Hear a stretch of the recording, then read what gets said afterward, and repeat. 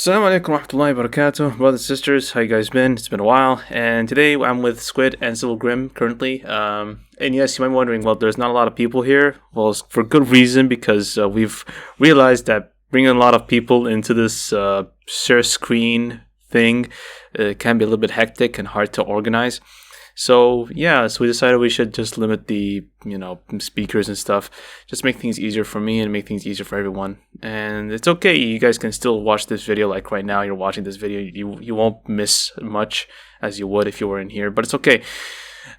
So we're gonna continue where we left off. We're gonna do two videos because they're pretty massive for especially.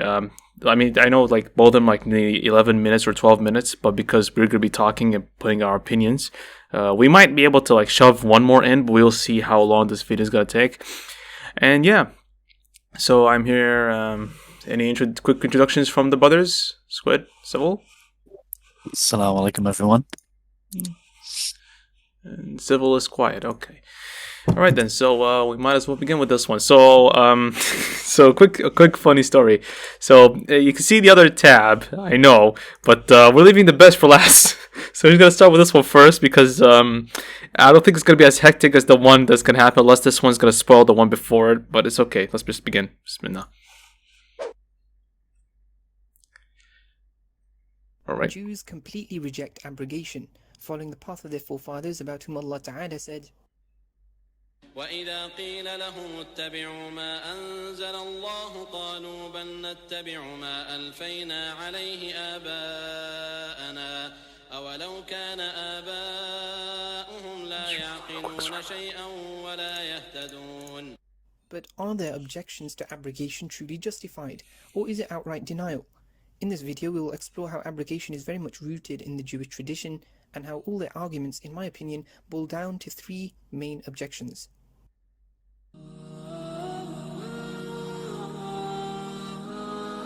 I knew this was a different channel, but he put in the same playlist, so yeah. So shout outs to Judaism Unveiled. The first objection a Jew will make against abrogation is by citing the 9th principle of Maimonides' 13 principles of faith, which... Let's look at that. So hold on, let's just look at all 13 first. So when one, God exists and created everything. 2, God is one.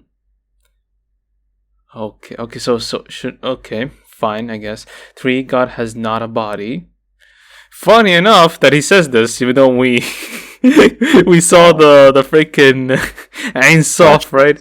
So yeah, 4, God is eternal. 5, God alone should be worshipped. 6, God revealed himself through the prophets. 7, Moses was the greatest of prophets. For us, we disagree. All the prophets are as great as each other. So yeah. 8, the Torah has been preserved. Okay. We'll see that. 9, the Torah will never change, which is the argument that's going to be refuted in this video.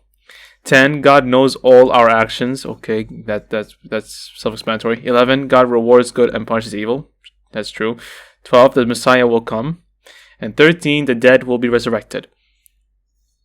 So I guess I already unveiled my objections to some of them. Any objections that have not been unveiled by the floor? I mean, sounds very much like Islam, except for like the ones you listed out, but we'll see. We'll see how it trembles down. Right. And what about you, Civil? Nope. Okay.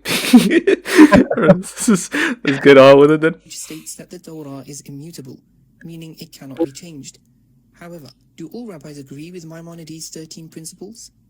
In Sefer HaIkarim, the Jewish rabbi and philosopher Yosef Albo says the following: in short, I do not see any evidence in the passages cited by Maimonides that immutability is a dogma of the Mosaic law at all. Another rabbi, Rabbi Abraham of Viterbo, also affirms that the Torah can be changed depending on the circumstances of the time. He states in Sefer Emunat Chachamim, and when the times change, the law changes as well, and this does not constitute regret on God's part at all. In fact, Maimonides' position directly contradicts one of the sages of the Talmud. One such sage was Rabbi Yosef, who expressed the opinion that the Torah would be nullified in the future. Jews will usually respond by dismissing these opposing views, saying that Maimonides' opinion is the accepted opinion, and to reject any of his 13 principles would constitute heresy. However, such a statement is very problematic because it suggests that Rabbi Yosef Albo and Rabbi Abraham of Viterbo, as well as Judaism's most respected sages, have committed heresy for rejecting Maimonides' principles. So Jews have one of two options. Either they accept that these erudite rabbis were heretics for contradicting Maimonides, or they accept that it is actually Maimonides who is in the wrong and is contradicting the widely accepted concept of abrogation. Interesting. So basically at some point, because I don't know like the timeline, Maimonides like is in disagreement with the other rabbis. You know, the rabbis, funny enough, and the irony of it all, our rabbis agreed that at some point the Torah will be abrogated, and lo and behold, right? But yeah, it's really strange. There's disagreements, but here we are.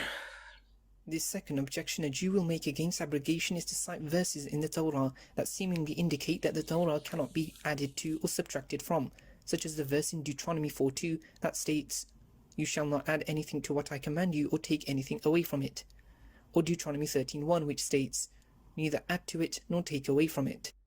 But how did rabbis understand these verses? We return to Sefer HaKarim, where Rabbi Yosef Albo says the following: "Those verses do not prove that the Torah will never be reappealed or changed. The Bible merely warns us not to add or take away from the commandments on our own account. But what can we do to prevent God himself from adding or diminishing as his wisdom decrees?"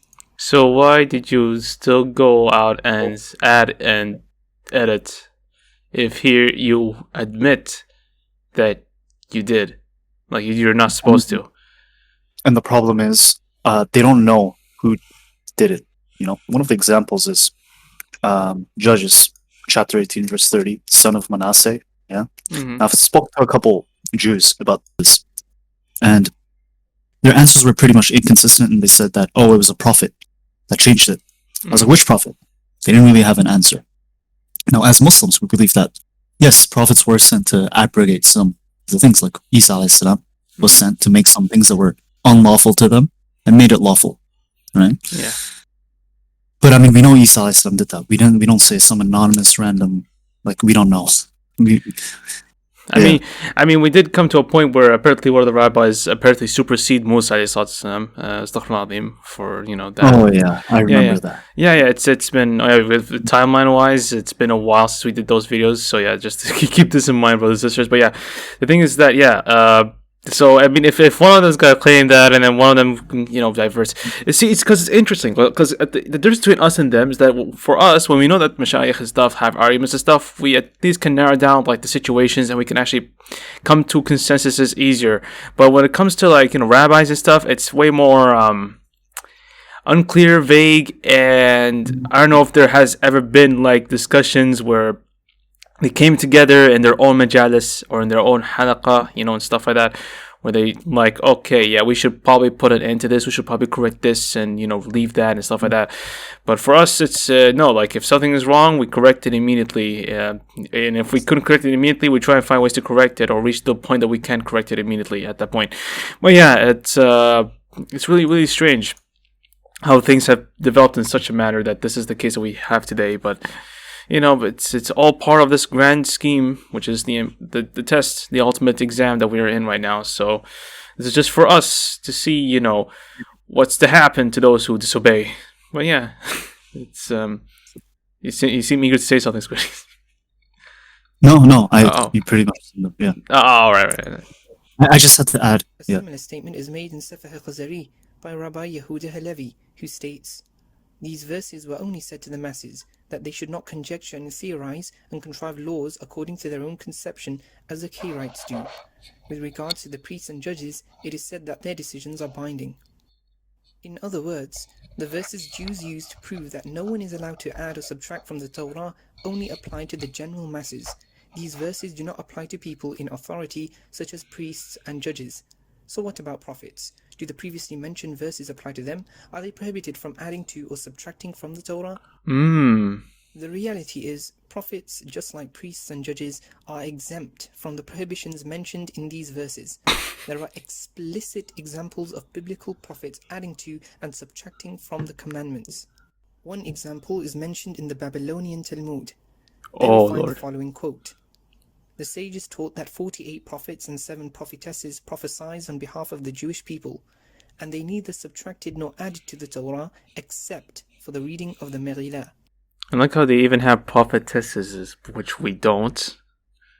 Yeah, I've heard of it, but I don't really know many. I mean, apparently there's also, I had like a discussion before, apparently there's also a female angel by the name of, I think, what was her name again? Sarah, I think, or not. It was either Sarah or something else. There was a female angel. And apparently, in that discussion, I told them, no, for us in Islam, we do not have female angels. Technically, angels are genderless, but they take on male physique. But yeah. It's crazy because this is why, like, for me, for my side of things, when I see these things, I know for a fact they misunderstood what they were taught, and that's how things have devolved in the way that they are. I'm trying to piece together at what point or what happened that allowed them to have such misunderstandings of what they were taught to the point that they reached these conclusions. So at what point, like that's the thing, what was the argument or at what point did they start to believe that they have prophetesses? Yeah. So yeah, that's a big word to say too. Actually admit that prophets after Moses added commandments to the Torah. In other words, prophets were allowed to do so by God-given authority. However, do we see the opposite happening, where a prophet subtracts or abolishes a commandment? The most famous example that comes to mind is that of Elijah the prophet, who offered a sacrifice outside of the temple on Mount Carmel, which was a direct violation of one of the Torah prohibitions. However, this was only a temporary measure, and for this reason I am not going to be using this example to prove that prophets can subtract from the commandments. Instead, I have another example which I believe makes for a more compelling argument. In Exodus 12, the following verse appears. This month shall mark for you the beginning of the months. It shall be the first of the months of the year for you. The rabbis deduced that this is a direct command from the Torah that months should be counted from Nisan, which is the first month of the Jewish calendar. And since, according to the Torah, the months have no names, they should be called by the following names. Okay, yeah, I guess we know which cars not to buy from. Just kidding, I'm just kidding. 2nd, 3rd, 4th, 5th, 6th, and so on and so forth. In stark contrast, the practice of Jews in this day and age is to begin counting from the 7th month, called Tishri, instead of counting from the 1st, as the Torah prescribes. So isn't this a direct violation of what God commanded? Well, let's see how the biblical commentators explain this. Rabbeinu Bechir states in his commentary, the names of the months such as Nisan, Iyar, Sivan, etc. have been introduced only after the Jewish people were exiled in Babylon. The reason the Jewish people adopted this change was because we had a prophetic announcement. In other words, Rabbeinu Bechir admits that the reason why Jews don't count the months in the way the Torah stipulated in Exodus 12:2 is because that method of counting the months was nullified by these verses in Jeremiah. Another I knew Jeremiah was highly going to commentator by the name of Rabbi Nachman be a part of states the exact same thing, which you can read for yourself by pausing this video. So why are their explanations so significant? Because they admit that Jeremiah abrogates the law in Exodus.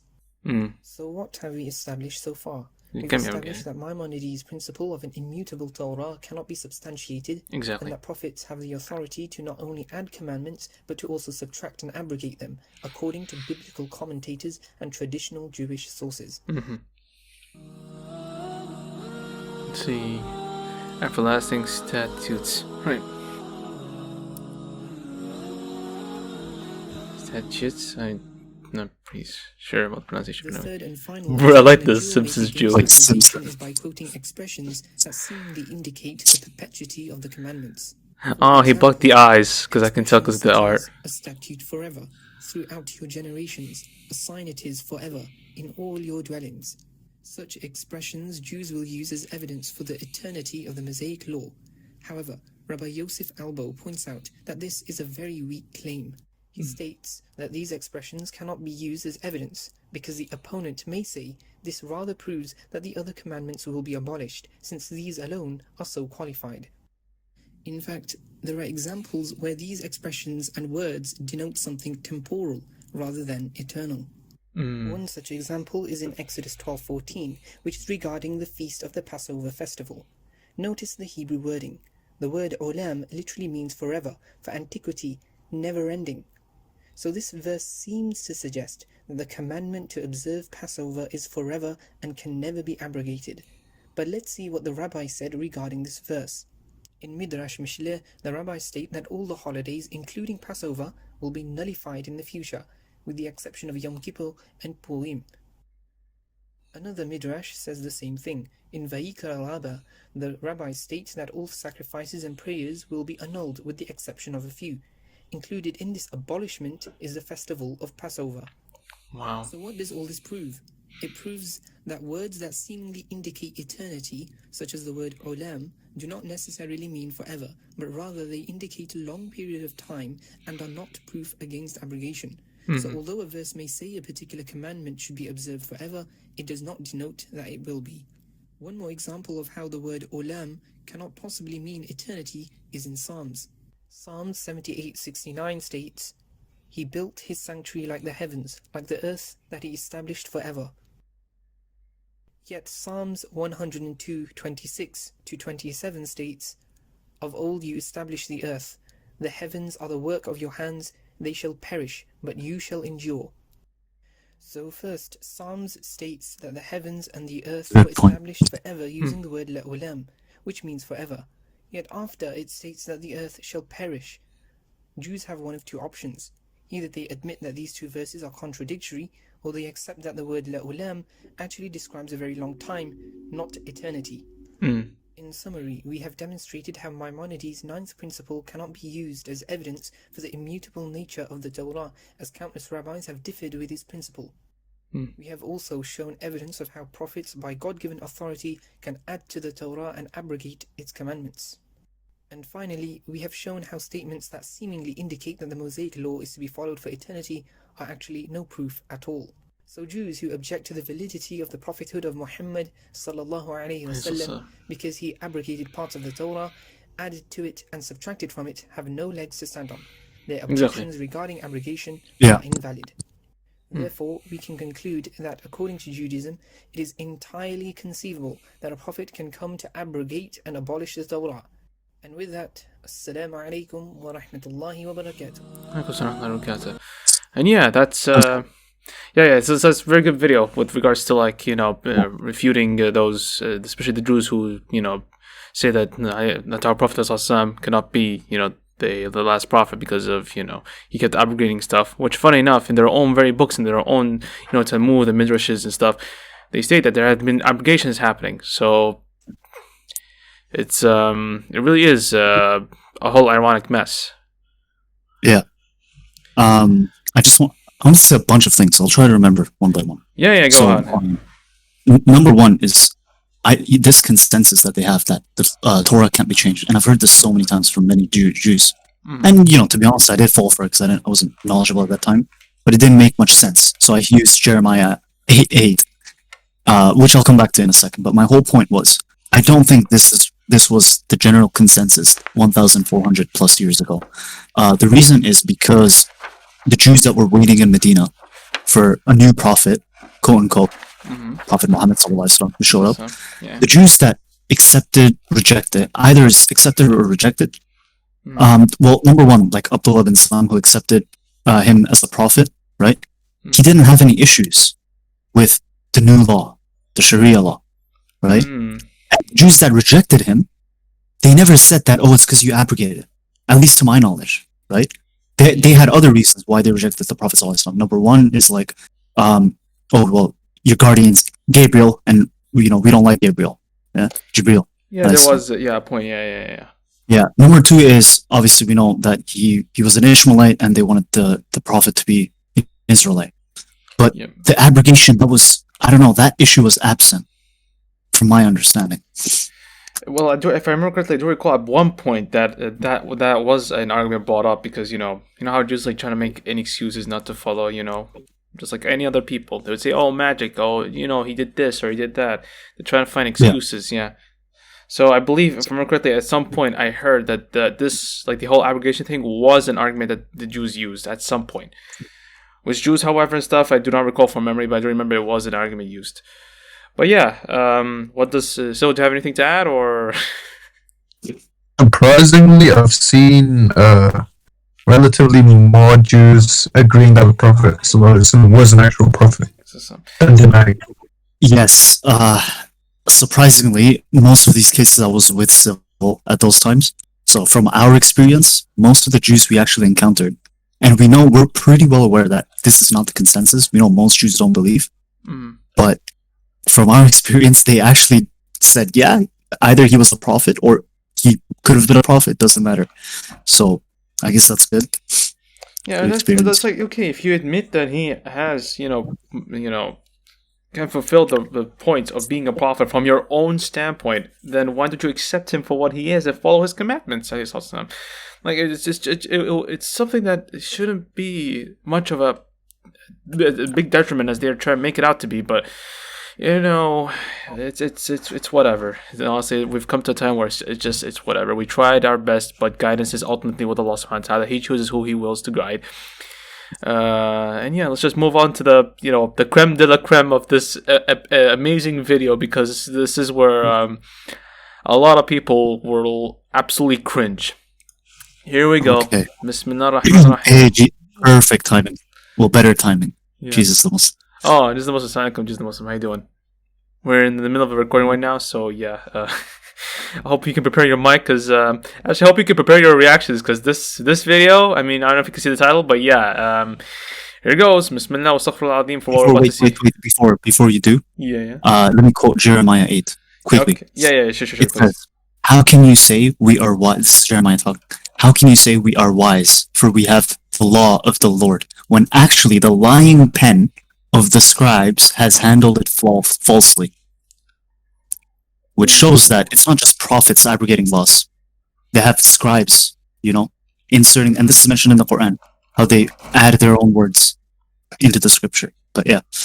Yeah. Okay, so Bismillah ar-Rahman ar-Rahim wa astaghfirullah al-azim beforehand for what we're about to witness. And we are free and innocent of what we're about to hear. So here we go.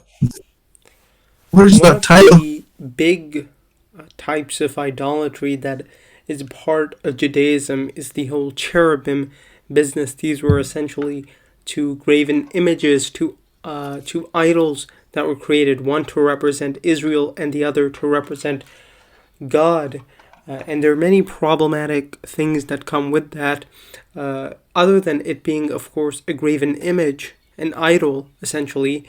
Not only that, but we find that these were the two cherubim, one representing God, the other representing Israel, or sometimes in a sexual position.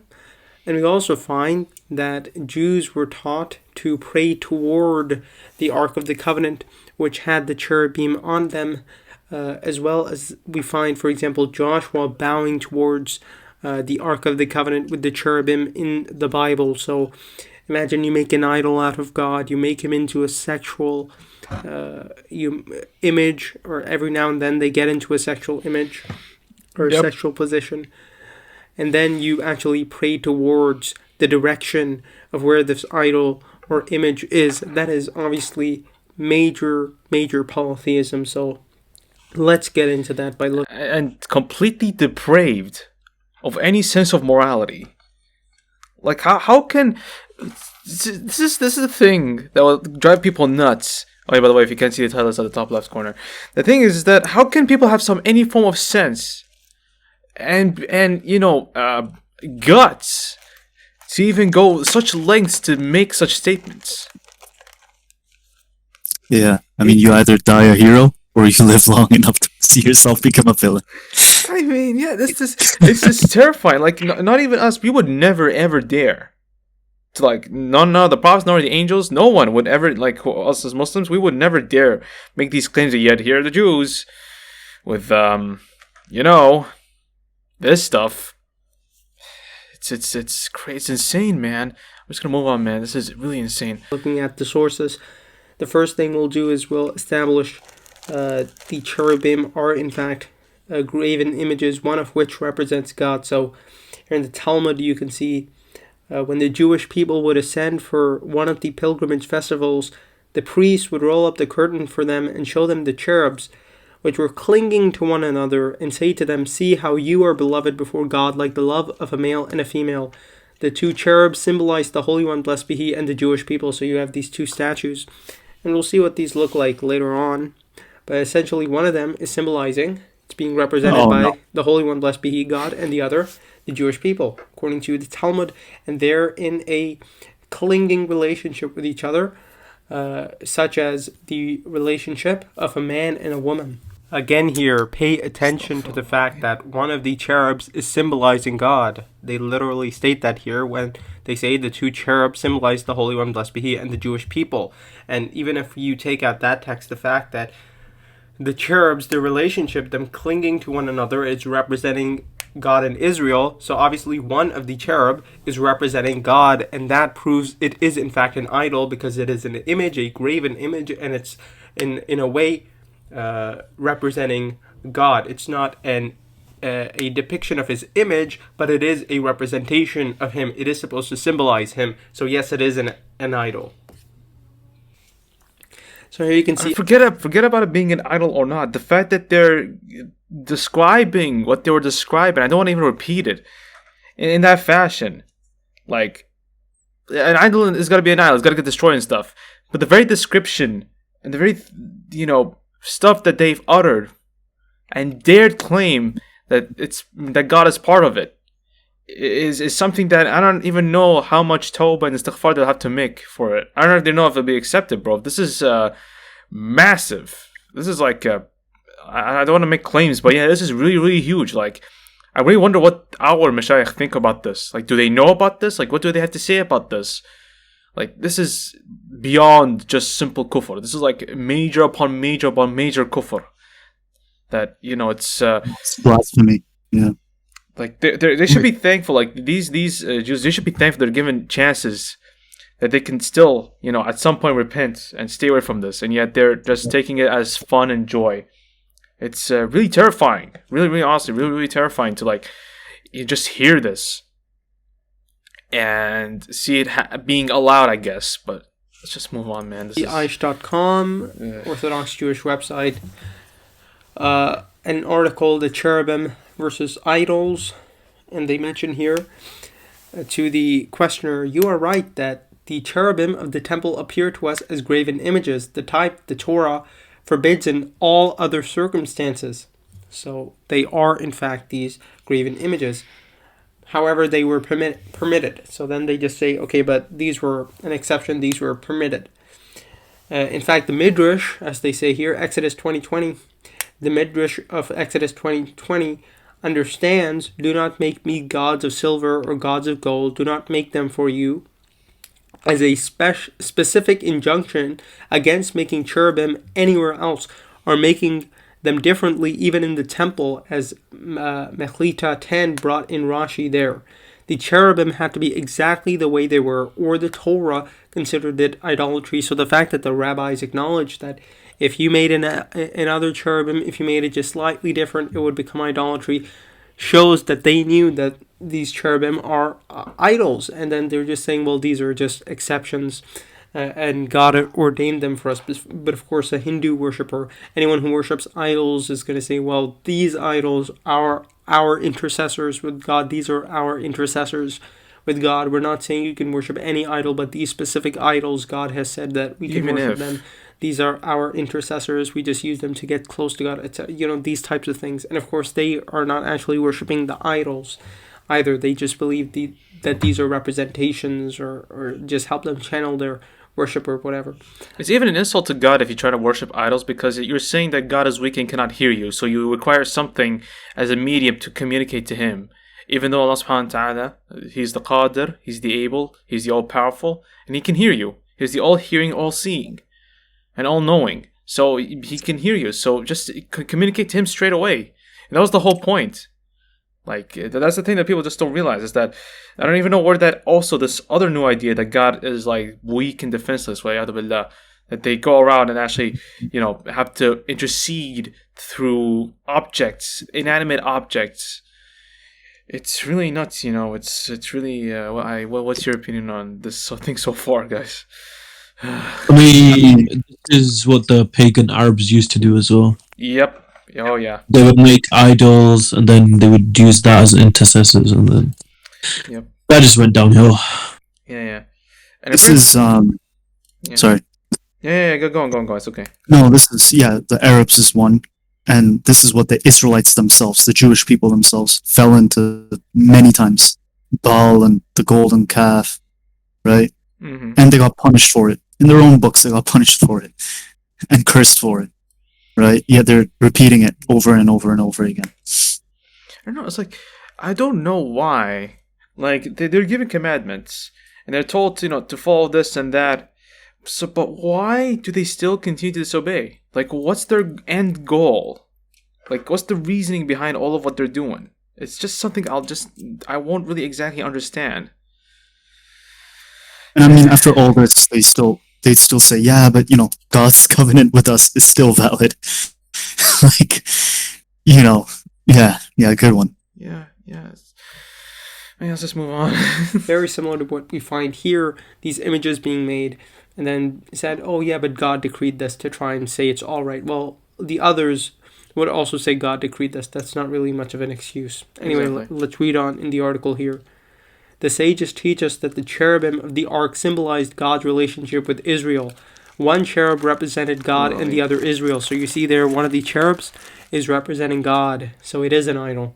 When the nation was serving God devoutly, the two cherubim would face each other. When they were rebellious, they would turn away from one another. That is mentioned in Baba Bekra 99a in the Talmud. In fact, when the nation used to ascend to the temple for the holidays in ancient times, the priests would display the cherubim hugging each other to show the people how much God loved them. Talmud Yoma 54a. So here they've interpreted the fact that they were clinging to one another like a man and a woman, as if they were hugging.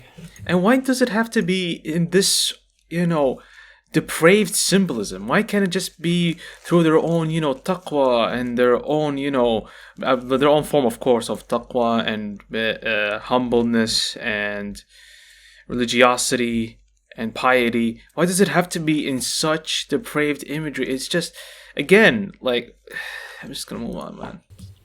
But if we actually go to the end of the narration, it does not seem like they are hugging. So it says here, it means like a man joined in clinging to his levaya, his partner, his wife. In other words, the cherubs appear to be embracing one another. Reish Lakish said, when Gentiles destroyed the second temple and entered the sanctuary, they saw the drawings of cherubs clinging to one another. They peeled them from the wall, took them out to the market, and said, these Jews, whose blessing is a blessing and whose curse is a curse, due to their great fear of God, should they be occupied with such matters, making images of this kind, they immediately debase them and destroy them, as it is said, all who honored her debase her, because they have seen her nakedness. Lamentations 1:8. So here the Romans, clearly very offended by the cherubim, how they were clinging to one another, which actually shows us that it seems to be a more sexual embrace, not just hugging, because why would they have a problem with hugging? Remember, this is... Yeah, if the Romans... Yeah, here's the thing. If the Romans, of all the people, the Romans are the ones who are like, finding this disgusting, how do you think we Muslims feel? Yeah, just to express that. Yeah, especially when this is apparently supposed to symbolize God and the people and their love for... Man, I'm just gonna move on. When the Gentiles destroyed the second temple, so these are the Romans who came and destroyed it. And remember, the Romans were pagans. They didn't care about if you had idols or images. They used to have those types of things. They're obviously offended because it's more sexual. Exactly. There's no reason for them to be offended because it's images. If they're hugging as well, why would they be offended by that? So there's a big indication right there that it's sexual. And that is one of the legitimate interpretations put forth. So, for example, Torah.com on what kind of creatures are the cherubim write this as well, that in the Talmudic passage here, it is an erotic aspect. There is an erotic aspect to the cherubim of the Jerusalem temple. Also, here is an academic article, cherubim representing transcendence. And here they mention that in the Zohar, you have sort of backed up this interpretation that it's sexual. So it seems that the Zohar seems to support that idea. And remember, Zohar is considered to be revelation in. Well, but okay, real quick, I'm just gonna go back a few seconds, just so I can continue. How does the cherubs represent transcendence? That's what I want to know. How the heck does any of this represent if it's transcending to sin? Okay, yeah, sure, but how does that represent transcendence? Like. So it seems that the Zohar seems to support that idea. And remember, Zohar is considered to be revelation in oral Torah by them. So what the Zohar says, how the Zohar interprets it, that is the more authentic, or I should not say authentic, but I should say authoritative understanding. So here they quote Zohar 2:278a, the cherubs, when Israel was with merit, were face to face, entwined with each other. Look at that, entwined with each other. And when they lacked merit, they would turn their faces away from each other.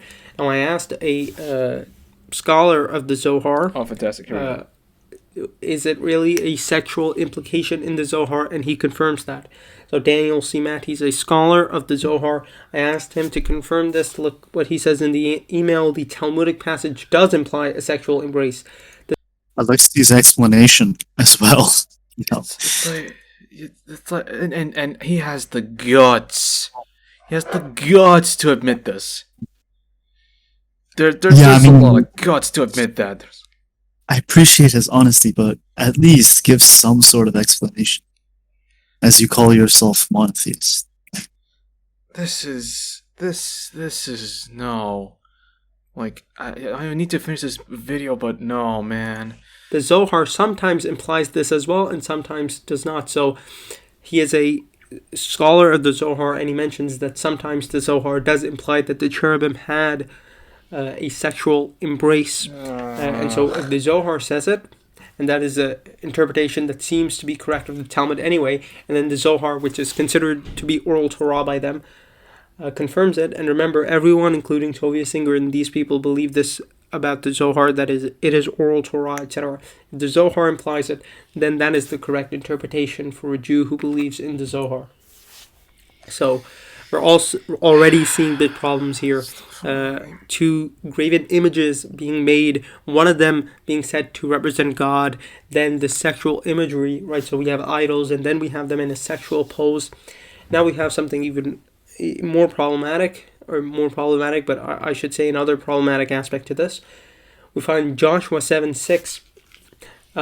Then Joshua tore his clothes and fell face down to the ground before the ark of the Lord, remaining there till evening. The elders of Israel did the same and sprinkled dust on their heads. So now we have Joshua and the Israelites falling face down before the ark. And remember, it is the ark that had the cherubim on. Yeah, this is the thing. On them. Yeah. So here you can see an image of the ark of the covenant, and these ones at the top, yeah, these are the cherubim. So imagine, essentially falling face down before them, you Joshua as a prophet and all of Israel together. No, just that. Falling face down to that, knowing what it's supposed to be symbolizing. Yeah. Of course, we as Muslims do not believe Joshua would do any type of idolatry. We believe he was a prophet, but this is what they believe. We gladly, without no forms of pauses, gladly disassociate ourselves with this. Absolutely. Civil Grim, you know the quote-unquote Muslim in our ticket that we were debating today. You think he believes in this garbage? Yeah. I should have asked him, do you believe in the Zohar? Oh, no. Do you believe Joshua did this? You shall listen. Oh, God. I mean, he affirmed what Luke did with his daughters, so... Yeah. This is It's just, I don't understand. Beyond depraved. Like, I don't even know.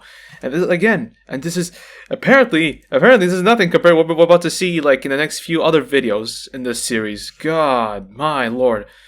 Not only that, but according to the Talmud, the Jews used to pray towards the Ark of the Covenant. So we know in Islam that they used to pray towards Masjid al-Aqsa, but according to the Talmud, they would not only pray towards the temple, but specifically towards the Ark of the Covenant. So here they mentioned that anyone who's not in Israel should be, focusing towards the land of Israel, that is where they should face. If you're in the land of Israel, or then you face Jerusalem. If you're in Jerusalem, you face towards the temple. If you're in the temple, you face towards the place of the Holy of Holies. And if you're standing in the Holy of Holies, you should focus your heart towards the seat of the ark cover. So atop the ark, which is what they say is where the dwelling place of God's glory is, right? And so one who is standing behind the seat of the ark cover should visualize himself as if standing before the ark cover and turn towards it. So you're supposed to turn towards the Ark of the Covenant. And you see here, this is how sort of this would look if we think about Joshua bowing or falling face down towards the Ark of the Covenant, or we think about Jews praying in the direction of the Ark, which hosted these cherubim on And yeah, and like, well, of course, we don't believe that you should draw any of this either. So like, top of them. Yeah. And so you see in the middle here this sort of light between the cherubim. That's supposed to be Shekhinah. That's what's meant by the dwelling place of God's glory. That's where they say the Shekhinah, which they say is God's glory. So it was manifested as sort of this light between the cherubim. But you can see, obviously, this is very problematic and idolatrous right there, right? Mm-hmm. So not only do you have two graven images, one of them which you're labeling God, and you admit that if there was another one of these, it would become idolatry, which shows you know it's idolatry. Then you have them in sometimes a sexual pose, and then you have bowing before them, facing them when you're praying. I mean, and when you add to that the other problems we've discussed about Judaism, like a very human type of God that plays and rests and refreshes and regrets. Yeah. And studies Torah and wears tefillin, and regrets and gets confused and cries and these sorts of things. And now we have sort of making idols out of God, making an idol out of God. And whenever you pray 3 times a day, Jews pray, you're facing towards this idol. That seems extremely problematic. Allah says in the Quran, أَلَمْ تَرَ إِلَى الَّذِينَ أُوتُوا نَصِيبًا مِنَ الْكِتَابِ يُؤْمِنُونَ بِالْجِبْتِ وَالطَّاغُوتِ وَيَقُولُونَ لِلَّذِينَ كَفَرُوا هَؤُلَاءِ أَهْدَى مِنَ الَّذِينَ آمَنُوا سَبِيلًا. Have you not seen those who are given a portion of the scripture who believe in superstition and false gods and say about the disbelievers, these are better guided than the believers as to the way? So Allah mentioning in the Quran the belief of the Jews and Christians in false gods. And that's the end of that video. Oh my god. Okay, yeah. Okay, we'll go back to this video. But yeah, what were your thoughts about that one?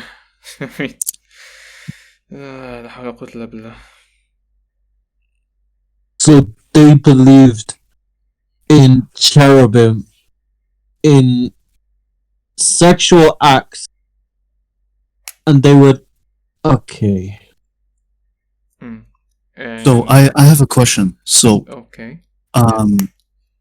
That statue that we saw, what's it called again? It's the Ark of Covenant. The Ark of Covenant. Yeah, the Ark of Covenant. Yeah. Is that supposed to be the symbol that's sexualized, or is that something else? No, that's supposed to be meant as the symbol of God loving Israel, and that's how it's apparently.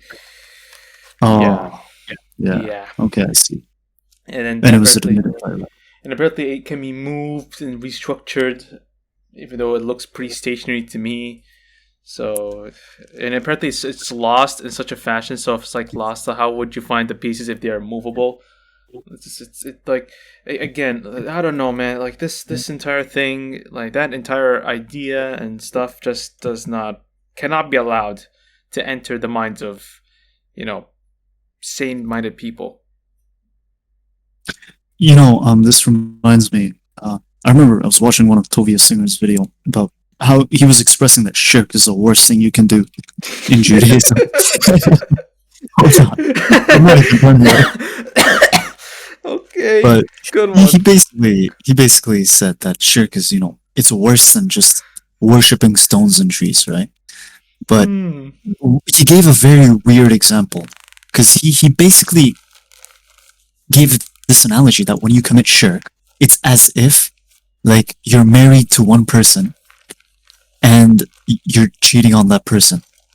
So you have it's like a side Oh chick, my you know. god. So he used that, and he even What a went as knowledge. far as using marriage when it comes to, you know, worshiping God. He dare do that. Oh my god. Okay. Yeah. Yeah. And I was liking the video at first, and then when he used that analogy, I was like, hold on a minute. You know, Yeah. that's Listen, problem. That's you very had me problematic. in the first half, not gonna lie. Yeah. You had me in the first half, not gonna lie. Yeah. Oh Exactly. my god. So Yeah. he's like, oh, your marriage to God. He even said that, and then it's like, it's as if you're married to someone else. It's like, come, you couldn't have used a better analogy. Yeah. Yeah. Yeah. That's my point. Yeah. Yeah. You couldn't use another better analogy than marriage. And this is also like a counter argument in like the future. Should he like denounce all of this? We're like, well, dude, we have evidence. Is 4K, there's 60 frames per second of, of you agreeing to the Torah of the Zohar and what it contains and what it has of all of this kufr, bro. Like, I don't know, man. I don't even know if I should call you a bro if you believe in all of this, man. I'm kind of like, I really want to stay away from you at this point. If you really, really believe in everything that's written in that thing and take it for truth, and I don't think you'd be human at this point. You'd be something that's beyond human, negatively, of course. If you even dare and have this enough balls to go out and actually not only believe in this stuff, but actually affirm it. And here's the bigger problem. That what really pisses me off, I guess, is the Quran curses the Jews, Mm-hmm. the Torah curses the Jews, and yet they're the chosen people, and they're still the chosen people. And they believe they're supposed to be the prime example Then of what? the chosen people, but here we are, where the Romans are, embarrassed by their actions of the chosen people, which is just crazy. I have a feeling it's like, I don't know, like, well, yeah, that proves their delusion. But at the same time, it's like, I don't even, with all due respect, of course. But the thing is are the Jews like to us like a form of sign for us that even the people that God chose, they end up being spoiled? Like it's like how when you have like a rich and powerful king, but his son is like this spoiled, arrogant brat. That's how I feel. I know like the analogy is also like pretty bad stuff for a lot of me, but still like that's what I see it. I think that's like the moral of the story with regards to Jews are. Like they do all these things and they feel like they're exempt from any of this, and they feel like they're sin free and they're scot free to do as they will, even though their very own scriptures that they hold so dear to their hearts, right, go against their actions. It's you can't blame me for the analogy that I made, though. That's the thing. I don't know. Like that's my thoughts on this. Anyone else has anything to add before I go and I don't know, jump off a cliff? I'm gonna go jump into a pool if I can find one. Jump into a ball pit. Anyway, any other? Jeez, the Muslim's been quiet. See, Yeah. I don't know if he can speak. Can you speak, JTM? Probably not. Okay. It's probably a bit busy. Yeah. He's probably and Civil. I think you said everything you wanted to say. Yep. Yeah, I might as well end this video here and leave, and then I'm gonna leave these two videos be good for this one video. So yeah, and no one say, hey, it's a trade you confirmed. Shut up, it's not. Anyway, thank you guys for watching. Wa ma'as salama wa rahmatullahi wa barakatuh.